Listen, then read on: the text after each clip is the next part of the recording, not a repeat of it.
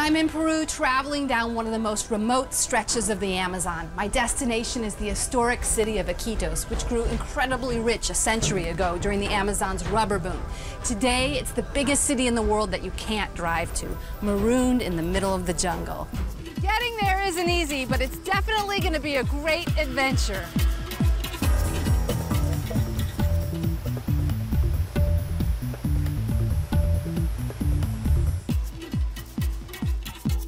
My journey starts from Yurimaguas, at the end of Peru's road network. Traveling downriver for days through the jungle, I finally arrive in the remote city of Iquitos before returning upriver to the spectacular Pacaya Samiria National Reserve to search for rare wildlife.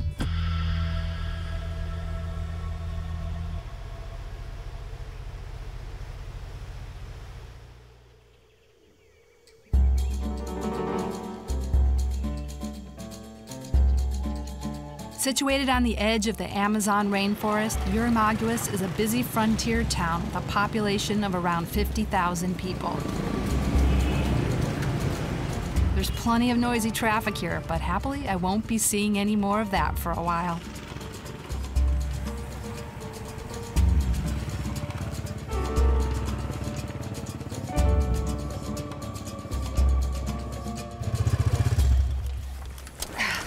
Gracias. Okay, in terms of getting to Iquitos, this is the end of the road. It's boats from here on out. 250 miles downriver. If all goes well, it should take about 2 days. The boats from here to Iquitos don't usually depart according to a regular schedule. They just leave when they're fully loaded with passengers and cargo, which makes planning a trip in advance tough, although I've been given a useful tip. Okay, you could hang around here for days waiting for a boat to leave, but not if you're smart. You get on the vegetable boat. That's the one I'm going for. All right, this says it's leaving at 5:30, which I believe because look at this. All eggs. These are never gonna last on deck because let me tell you, it is hot here. It's about 98 degrees, 98% humidity. We're gonna move fast.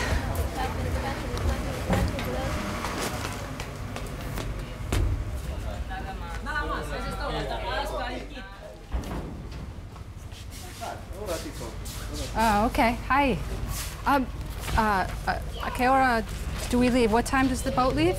El barco sale hoy de 5 o 6 de la tarde. For sure? Yeah, okay. How much for the trip to Iquitos? Hamaca, en hamaca 80 soles. Cabina vale 150, 300 soles las dos camas, cabrete completo. Okay. Can I see the cabin? Sí. Okay. All right, 2 options.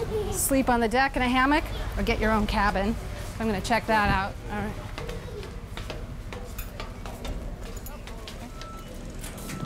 Ese es cabin número 9. Okay, cabin number 9, looking good. Ese es las cabinas que se van compartibles los... This is a metal box. It's very, very hot in here. Sí. Any possibility I could have the whole place just for me? Sí, yes. See, but I have to buy both beds. Claro. 150 per bed, 300 total. Yes. So about $100. Sí. Okay, good. Muy bien. Take it. Te han dado la llave para que le cierren Here's my la lock. cabina. Lock up and pay the captain, right? Ciérralo muy bien. All right. Yeah. Even though it's great to be safe and to be able to lock my stuff up, my oven-like cabin might be too hot to sleep in, so I want to get a hammock as well. They do look comfortable, and since I've got some time to kill before the boat leaves in a few hours, I head to the town market to buy myself one.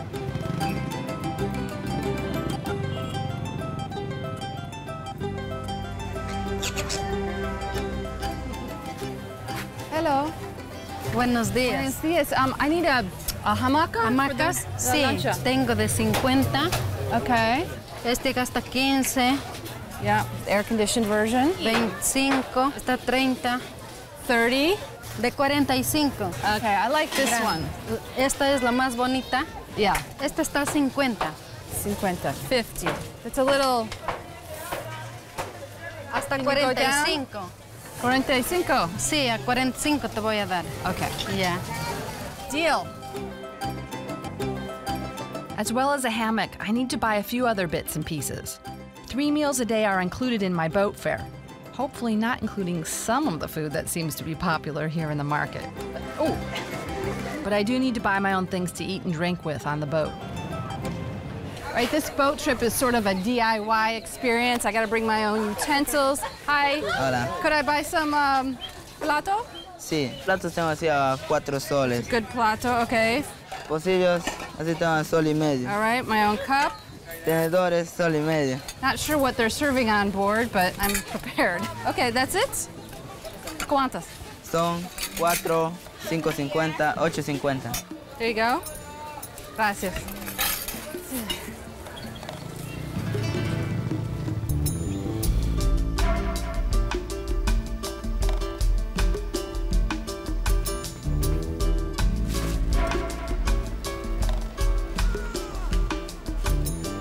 Hola. Tita. Hi. Hi. Hello. Is the boat leaving soon? Yes. It is. Yeah. Mañana a las 10 de la mañana. Tomorrow? Yes. But I thought it was leaving at 5:30. No. Mañana en la mañana. So much for my vegetable theory. So what do? Just hang out? Yes. Have hammock? I have a hammock, Yes. but I don't really know how to hang it. No problem. Can you help me? Okay.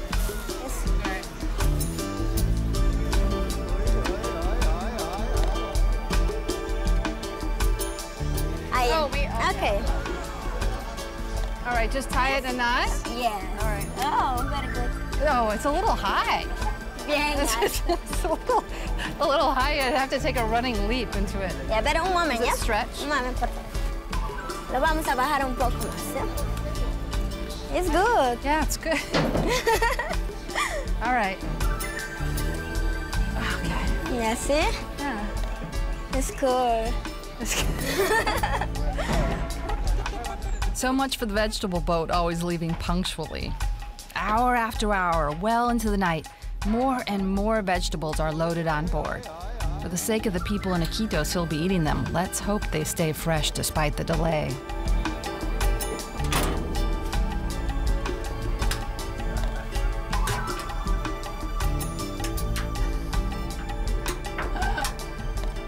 Oh, well,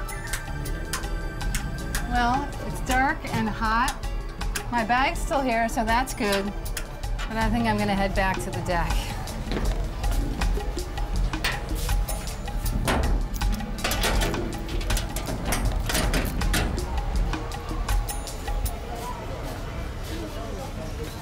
All right, this is it.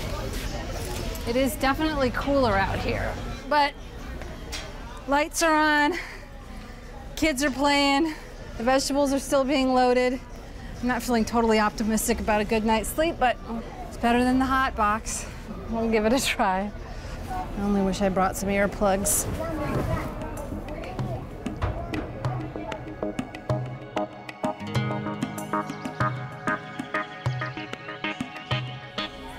It's been an interesting night. My takeaway from the night is there's a particular skill set to sleeping on a hammock on a boat deck in the Amazon. I haven't quite acquired that skill set yet, but we got through it. And here we go, hopefully today sometime. I'd like to get moving. The boat should have left well over 12 hours ago, but at least prospects seem good for an imminent departure. From the look of it, no more vegetables are being loaded on board. Puedo mirar? Sí. Yeah, it's all loaded? Sí. Okay. Whoa, look at this. Floor to ceiling, wall to wall vegetables. Mangoes, carrots, melons, lettuce. Now I can see why it took so long to load this boat. But nothing else can fit in here, so I think that means we're gonna take off soon. One thing's for sure, though, with all this food on board, we're certainly not going to starve if this boat happens to break down on our long journey downriver through the remote jungle. Finally, the boat really is ready to leave. All right, the moment of truth. They're pulling back the little gangplank. There we go. We're finally taken off. Say goodbye to land. 2.5 days, we'll make it to the city of Iquitos, if all goes well.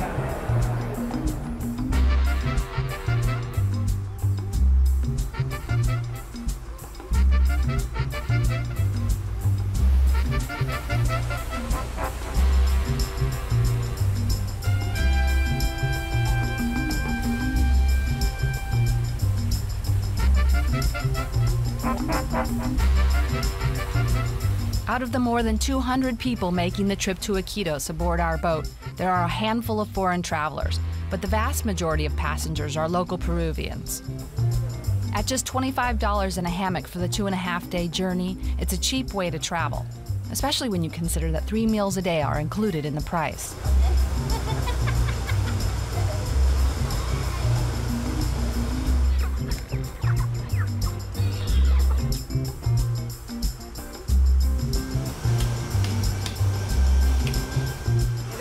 Jumped in his little boat, went out to a village, came back with that, the biggest catfish I've ever seen. And now the chef's preparing it. It'll serve dozens, maybe 100 people for dinner.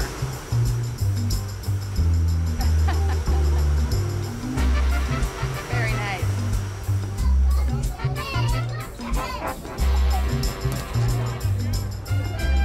Not all of the critters on this vessel are for eating. These are pets. They seem hungry because they're trying to eat my fingers. Very sweet, huh?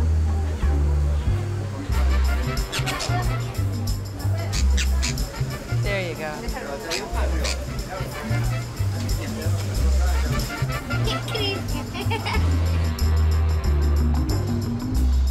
Outside on deck, the view remains unchanging hour after hour, making it easy to forget that we're making any progress at all. And forward progress really is slow. Due to the extremely flat landscape, the river meanders in big loops back and forth through the Amazon jungle. Initially, we're actually traveling down tributaries of the main Amazon River. To start with, we're traveling down the Huallaga River before joining a bigger tributary, the Marañón. Finally, for the last part of our journey, we'll be on the Amazon itself. Although it's 250 miles in a straight line from Yurimaguas to Iquitos, the distance we're actually traveling is more like 500 miles due to all the river's twists and turns. The Huallaga River we're on today, although wide, isn't nearly as easy to navigate as it looks. Its meandering route creates frequent shifts of the main navigable channel. And in some places, it's very shallow with treacherous sandbanks, as a fellow passenger explains to me. Now, what are they doing out there? Up there, they are measuring the depth of the river because it's quite low there.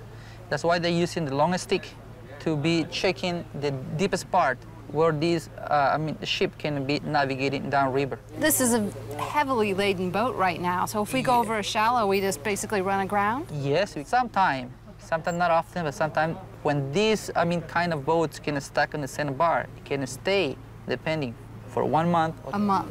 Yes, or 2 months, until the water can start coming up. That's a new season, isn't it? It's a new season, yes.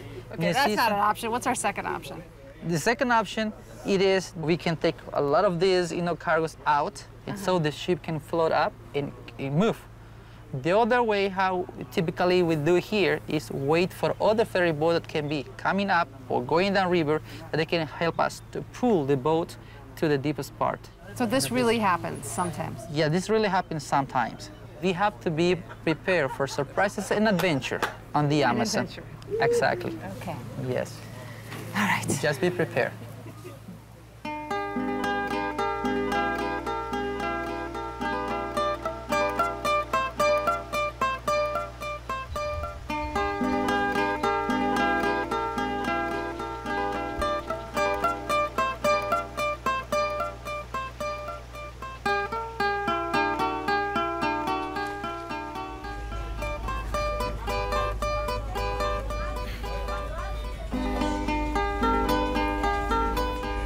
I'm trying really hard not to swing, but I keep banging into my neighbors here. Nobody seems to mind, though. We'll see how it goes.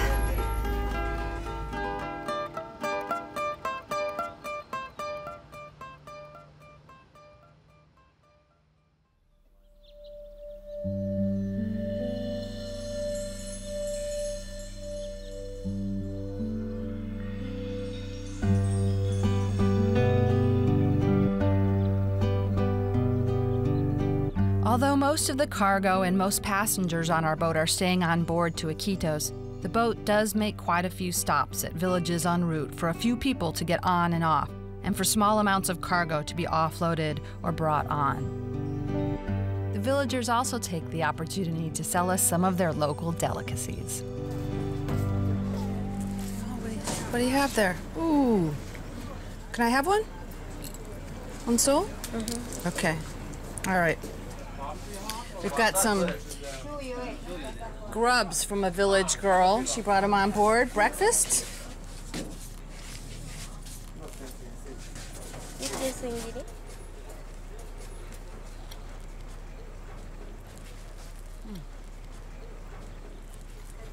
They're from palm trees, and they're sort of big, fat, formerly squiggly grubs that have been cooked in palm oil. I might not have another, but it's good to try one. It's only a short stop, but while we wait on board for cargo to be loaded or offloaded, in this case plantains coming on and rice being taken off, we've got time to spot some of the Amazon's unique wildlife, river dolphins. Oh, there's a huge one right there.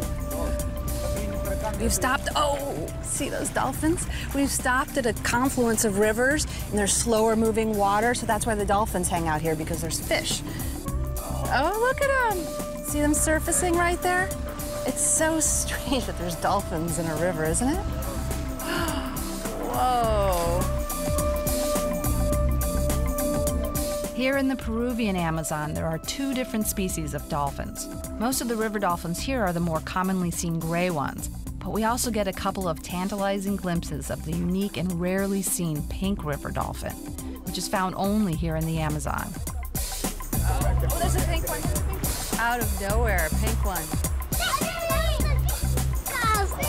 Right there.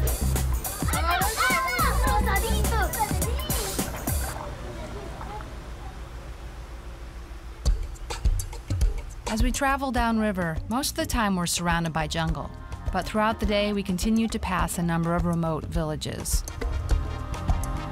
Usually we carry on by, only stopping at the larger villages, where there's enough cargo to be taken on and off our boat so as to make stopping worthwhile.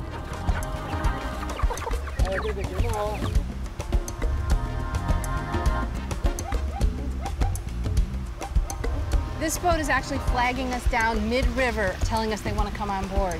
The thing is, with the smaller villages, they have to board while we're moving. We don't stop for them.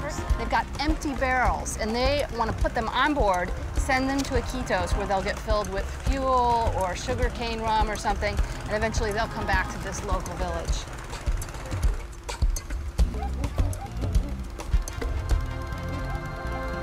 All right, that was a tricky landing. It's a real art form to come on board, do this exchange, all without stopping. We are moving, moving, moving.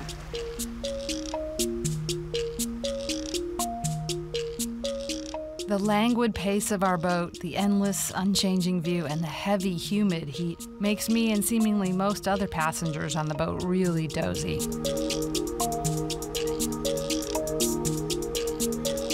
I sleep through the heat of the day for hours and wake up only just in time for dinner. That's where dinner is? Okay.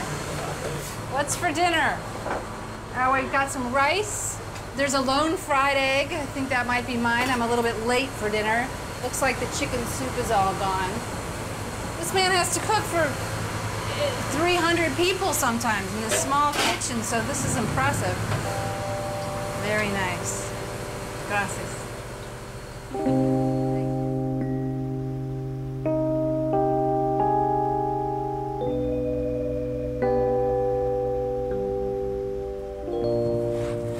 Can't believe this spot isn't taken. You can have dinner anywhere you want on this boat, but this is the place for me.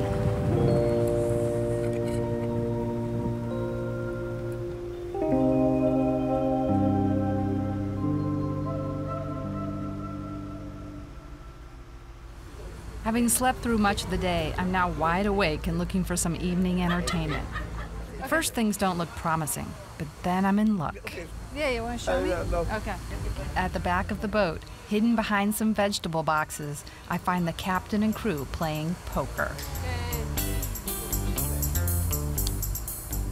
A little blackjack, yeah? 21? Okay, all right. Who's stealing? All right, this is not how they do it in Vegas, people. Cut the deck, Captain, cut the deck. All right, am I dealing? This version of the game seems to be played 1 against 1, without face cards. And from what I understand, the rules are that you win if your cards add up closest to the maximum, 21. Okay. 14. All right. You know, I didn't expect you guys to be so easy. Ante up, everybody. Yeah. $2. I'm feeling lucky.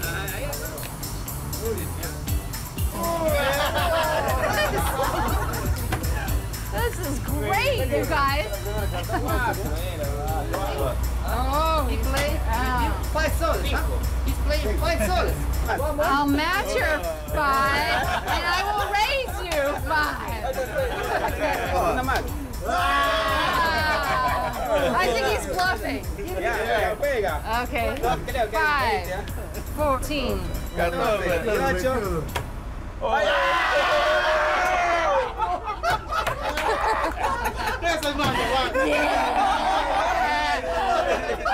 and weep. Okay, let's go then.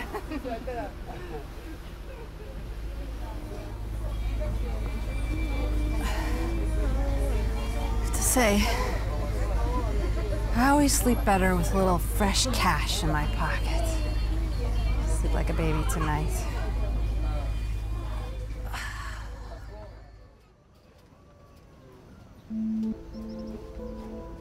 First thing on what should be our final morning of the journey, we wake up to something that I hadn't expected at all: dense fog.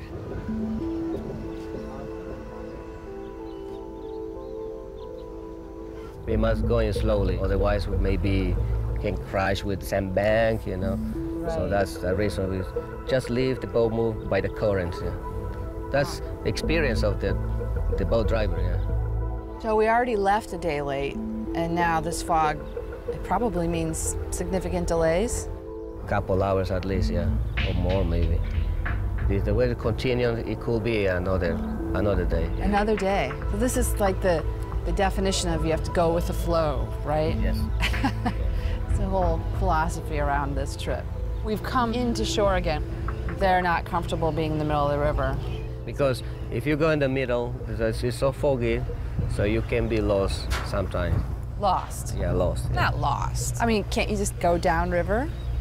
Sometimes when you are not looking the bank, you cannot see the direction. Yeah. So maybe you think that it's maybe on the left, you can go on the left, but sometimes doing a circle.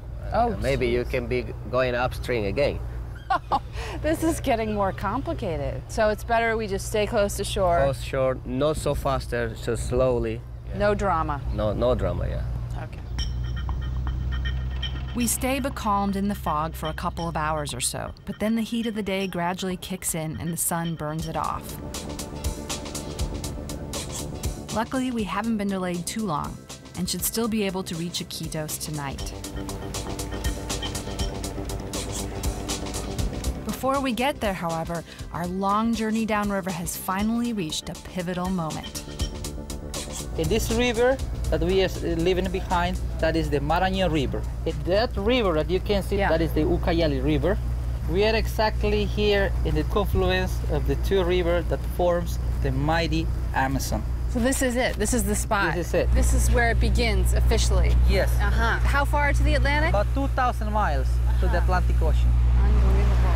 It's a huge amount of water. I read somewhere that if you added up the next 8 biggest rivers in the world, all of the water in those rivers, it wouldn't equal the amount of water in the Amazon. Yes. Is that true? That.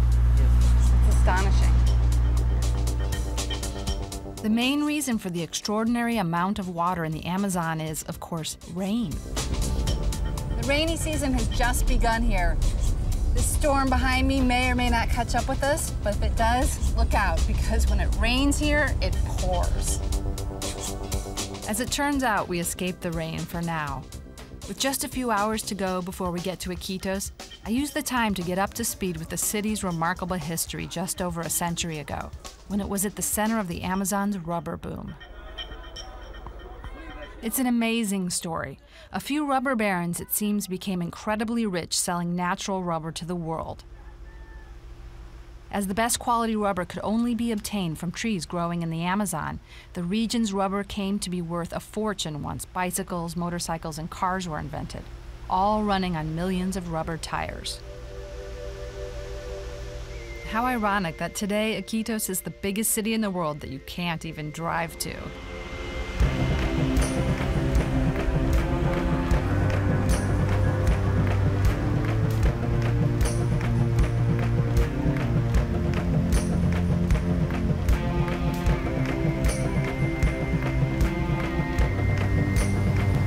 After so much time on the river, I'm excited to almost be in Iquitos. Another hour or so and we'll be docking.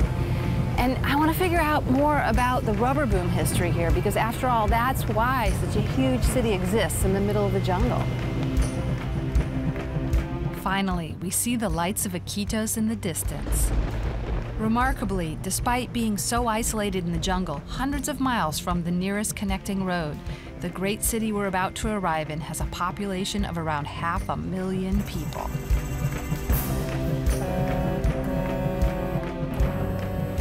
We are sliding right in, threading the needle into this port. These guys really know what they're doing.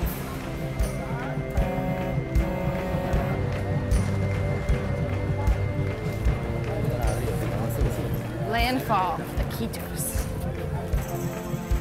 After quietly floating through the remote Amazon jungle for the past 3 days, it's an astonishing contrast to be on the streets of Iquitos, surrounded by crowded, raucous nightlife.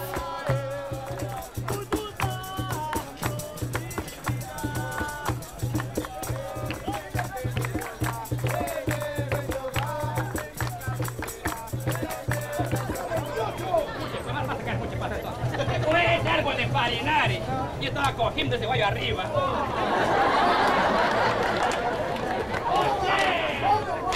Vale, turista! Todo! Oh, yes! A ver, 1, 2, 3, 4, 5, $10. Dile que tú vas a escoger. Gracias. Eso es mío, falta de él. Falta de él.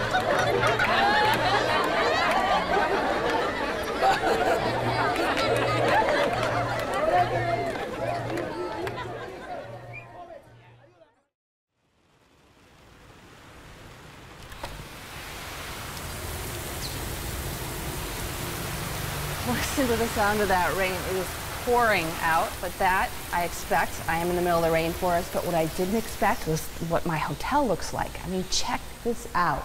This is rubber boom era money at its finest. These got these huge high ceilings and chandeliers.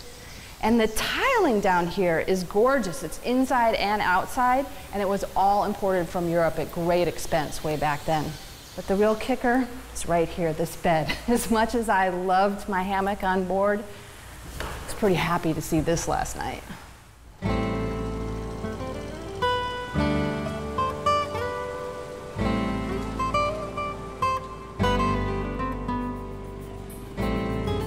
With its population of around 500,000, Iquitos today is bigger than ever, but its heyday was undoubtedly during the rubber boom in the late 19th and early 20th centuries.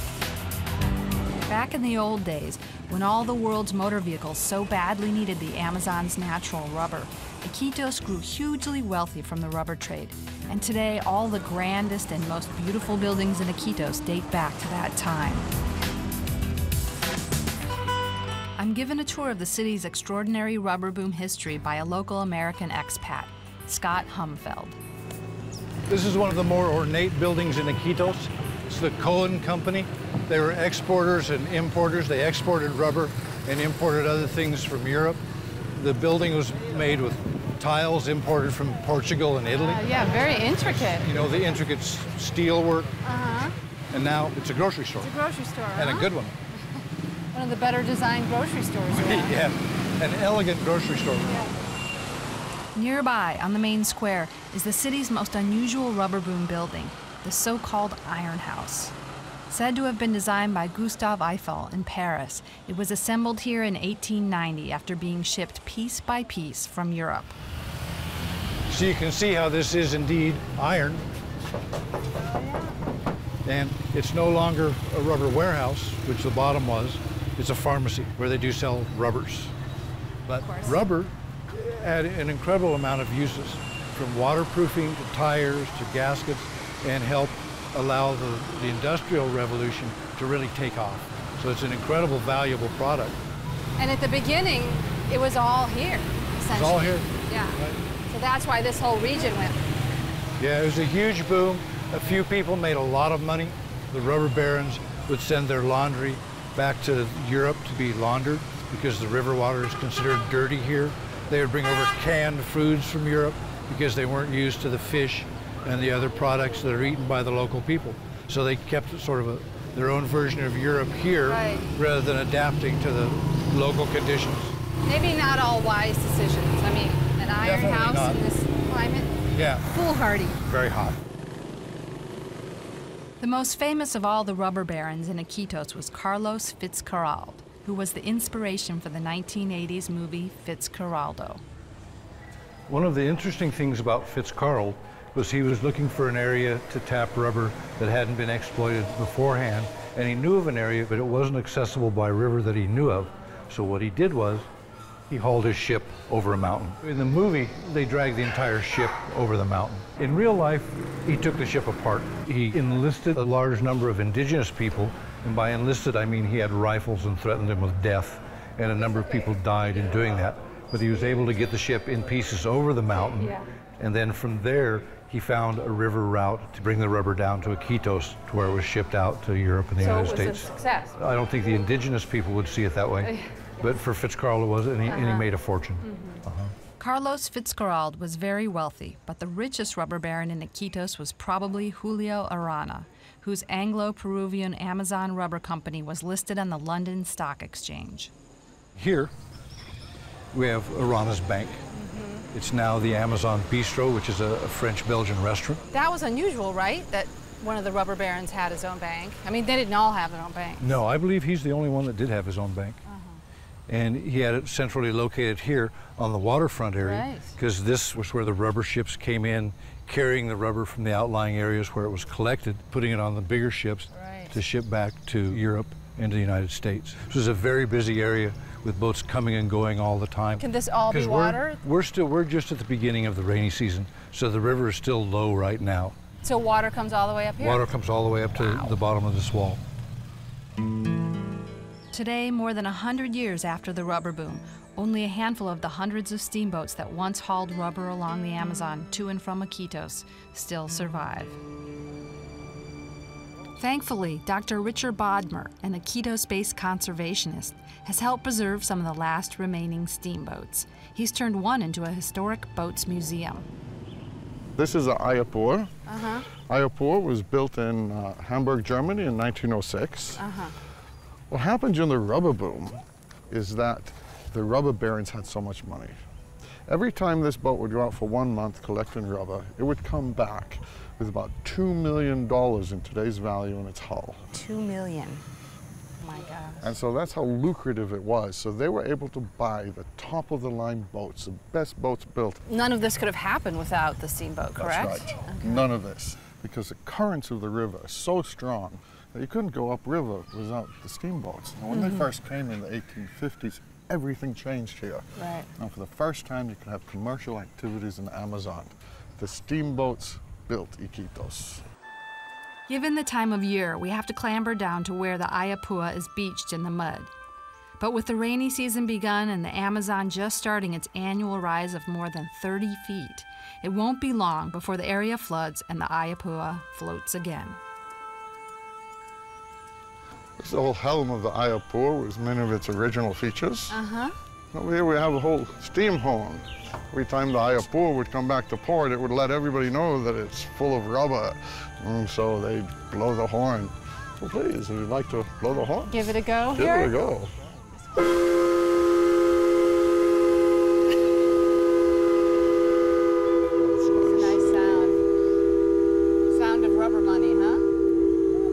the rubber money.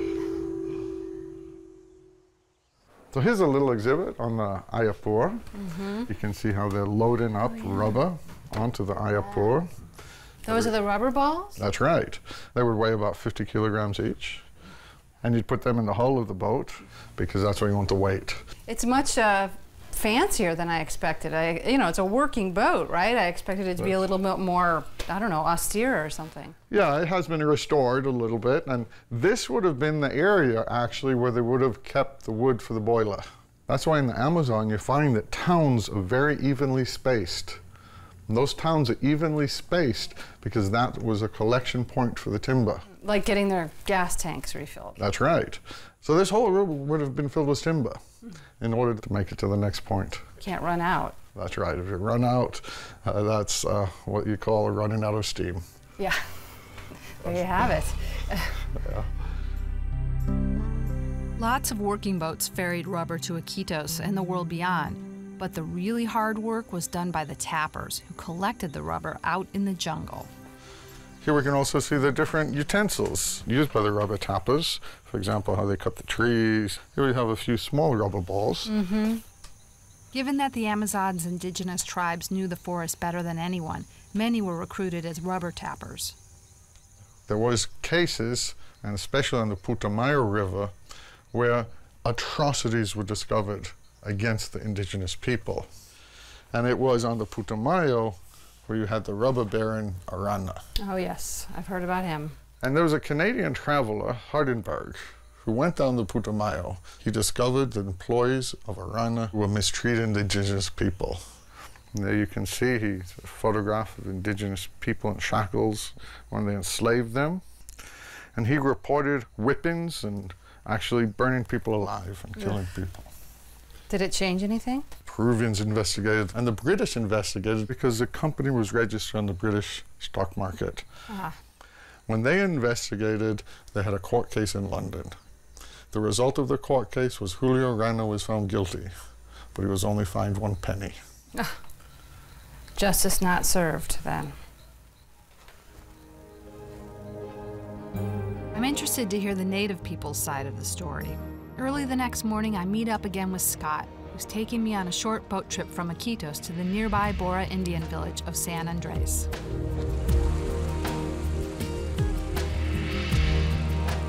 From Iquitos, we head upriver along the River Mamon, a tiny tributary of the Amazon.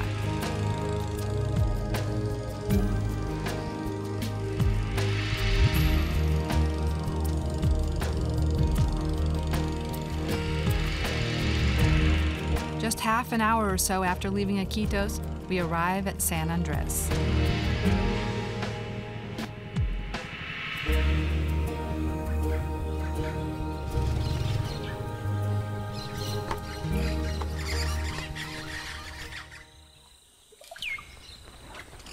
Here's a small set of drums so we can announce to the village that we are arriving. It's the polite way to do it.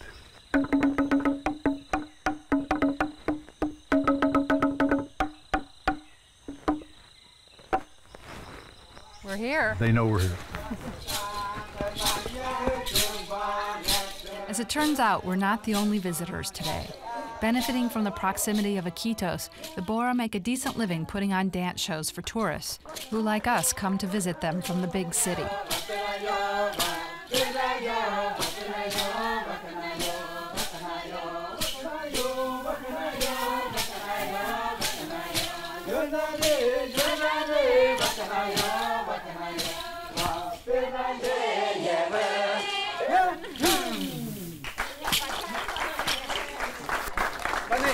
This is mi amiga Holly.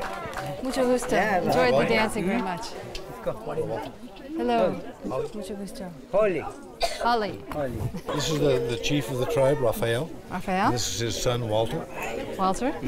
Rafael, I'm interested in the rubber boom history. I'm wondering if you could talk to me about that.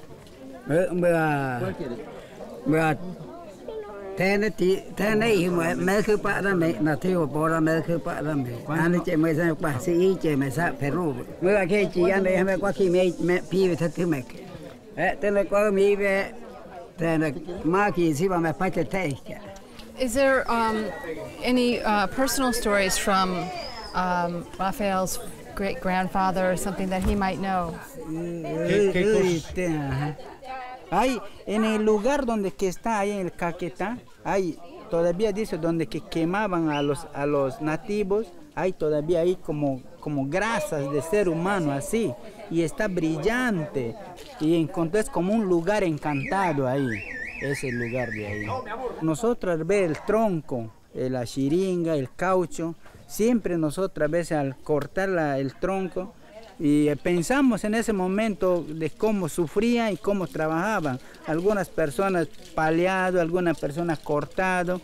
This was Arana's men who did this. Ah, claro, Ana, claro. And are there any rubber trees around here? ¿Hay troncos de chiringa cerca de aquí? Sí. Can I look at one? Yeah? Tenemos uno cerca nomás. Si usted gusta, podemos ir. Sí, ¿es posible? Sí. Ok. Vamos.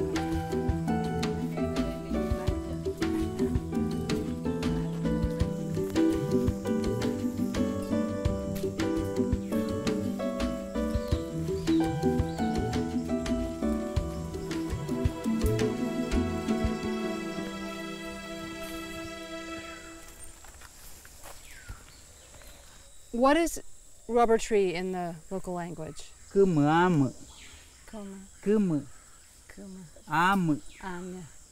la antigüedad dice la historia que ha sido una mujer que tenía 3 hijos. La historia dice que la mamá se convirtió en un tronco y los niños cuando estaban amarcando a su mamá quedaron arriba. Al transformarse en tronco se quedó arriba y los hijos no podían bajarse hacia la tierra. Entonces lloró la mamá y las lágrimas de la mamá que fue esto. Y por ahí bajaron sus hijos a la tierra. Por eso se dice el árbol que llora, pues esto de acá. Hard to believe this is what it was all about, all the bloodletting. It was about this quiet white liquid that's dripping over here. Liquid gold. It really is shocking to think how badly the indigenous people were abused during the short 30-year span of the rubber boom. Many thousands suffered and died. Today, the beautiful old buildings of Iquitos are the rubber barons' most obvious legacy. But for the all too many workers who were enslaved and abused to make the rubber barons rich, the collapse of the rubber boom couldn't come soon enough.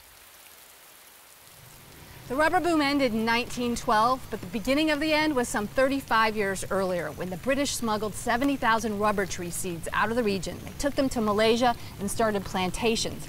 Now, compared to here, where trees were scattered all over the forest, plantations were easy to manage and had a much bigger yield. So it took a few decades for those trees to mature, but when they did, the market here evaporated. Prices plummeted by 90%, and the Amazonian rubber boom was over. Buildings like the one behind me, never built again.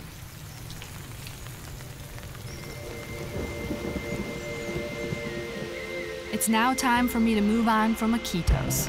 For the last part of my Amazon River adventure, I've joined up again with conservationist and historic boat enthusiast Dr. Richard Bodmer for an expedition deep into the remote heart of the jungle, where he's helping to conserve the region's spectacular wildlife. From Iquitos, we're heading 100 miles or so back upriver to the vast Pacaya Samiria National Reserve, where we're joining Richard's research team on the Samiria River. At the mouth of the Samiria River, Richard's historic research vessel, the Clavero, is waiting for us. Hola. Just hop off, huh? Get on the Clavero. Hola, mucho gusto. Hello. Holly, nice to meet you. These are my quarters. I love all this wallpaper. All right. Heading deep into the National Reserve.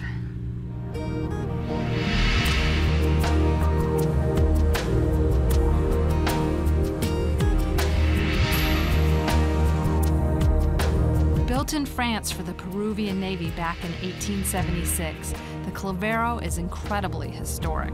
Originally used to explore and defend the country's Amazonian frontier during the rubber boom, Today, it's said to be the oldest boat still navigating the Amazon.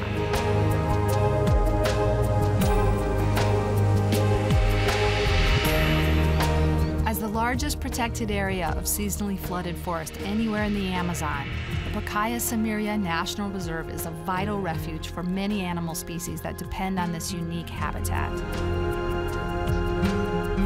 Around 50,000 indigenous people also live in the reserve, allowed to hunt and fish on their traditional lands in return for helping co-manage and preserve the wildlife.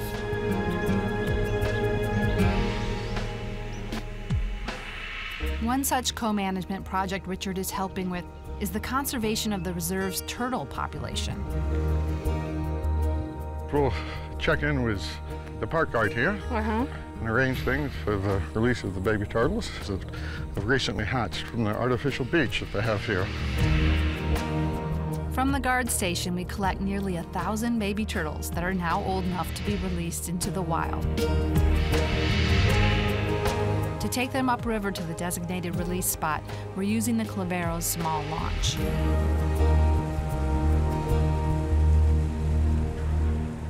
Well, this is a good place to release the turtles. Okay. So we can start. Yeah, how do we do it? Might be easier to lift a whole bucket up. Okay. Should we do that? No, not so. Thank you. We have a lot of turtles to release here. Look at that. Oh, they're excited. You go ahead and grab a turtle and put it in the water, and it swims away. There's over 900 of them. Yes. Big job. 976, I think. 976. They aren't hunted as adults, are they? In the past they were, but now for the people to get involved with the turtle program, they can no longer hunt the adults and they can no longer take the eggs. If the local people are taking care of the environment, are taking care of the endangered species and the forest, then they're allowed to sell some of these baby turtles in the pet market. And that gives them an economic incentive to do all that conservation. It's been very successful for the local people and particularly successful for these river turtles. Oh, okay. So in 8 years' time, these turtles are going to start to reproduce, and then you're going to have larger numbers here. It's nice to have a good news environmental story coming out of the Amazon. I mean, this is 976 little bits of potential swimming off into their future. That's right. Each one baptized by Holly. Yeah.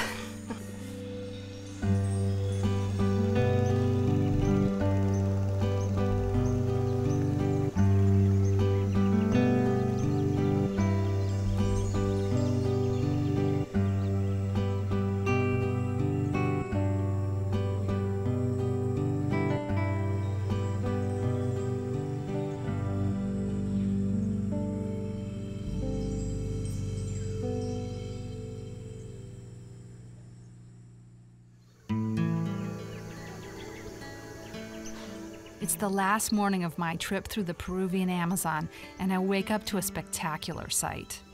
Swimming all around the boat are lots of the rare and unique pink dolphins, which I only got tantalizing glimpses of earlier in my trip. The full jungle experience has really come to life. You can hear the dolphins rising and blowing, and the birds are just everywhere. It's truly amazing.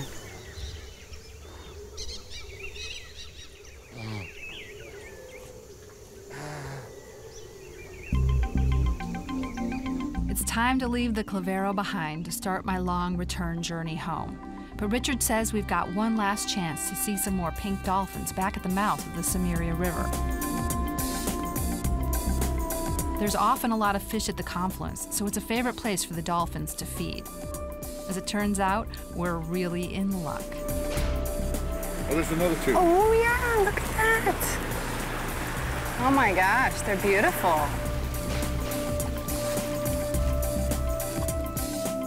Oh, look at that strange behavior. You see that tail, how it's moving? That's very rare, very rare. That's dolphins mating.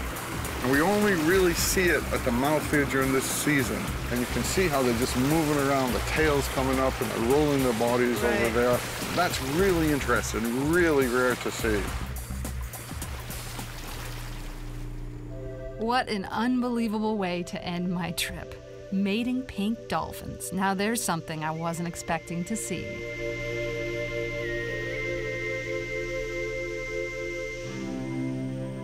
My journey down the Amazon has been kind of epic. First making it all the way to Iquitos, then experiencing the jungle and all its crazy biodiversity and majesty. And I've loved exploring the human drama, last century's rubber boom, and today's interface of people and the environment. The Amazon is truly a unique place, and I feel lucky to have gotten even a glimpse of it.